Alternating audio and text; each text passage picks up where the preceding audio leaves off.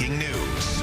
And we start right now at 6 with that breaking news tonight from Waterbury. We've learned the superintendent of water has resigned after being accused of misconduct. And your reporter Owen Kingsley is live outside City Hall with more on this sudden announcement. Owen. Well, the city says that through its investigation into water flow issues stemming from a fire hydrant that stopped working earlier this month on Bennett Avenue, the city says they discovered that Water Superintendent Bradley Millay, quote, engaged in misconduct during the course of his employment. Now, when the city questioned him about it on Wednesday, he resigned. And Water Superintendent Bradley Millay was formally hired last summer, and nearly his entire tenure was spent responding to catastrophic issues with the city's aging water pipes.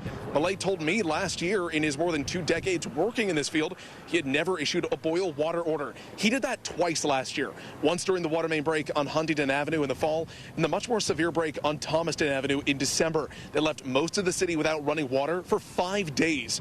Millay was one of the faces during the city's live daily updates, explaining the complex engineering of what they were doing to fix those issues on Thomaston Avenue.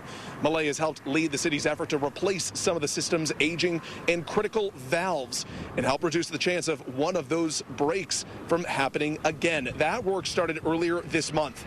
The assistant water superintendent is overseeing the Bureau of Water's day-to-day operations, and the city has begun looking for a new superintendent. Now, the mayor's office says they are declining to comment on anything relating to this situation beyond what they have put out this afternoon. We also reached out to the police department here in Waterbury asking if any criminal charges could be stemming from this alleged misconduct. We got a response a little while ago saying that it is still an ongoing investigation. Your reporter live in Waterbury, I'm Owen Kingsley, Channel 3 Eyewitness News.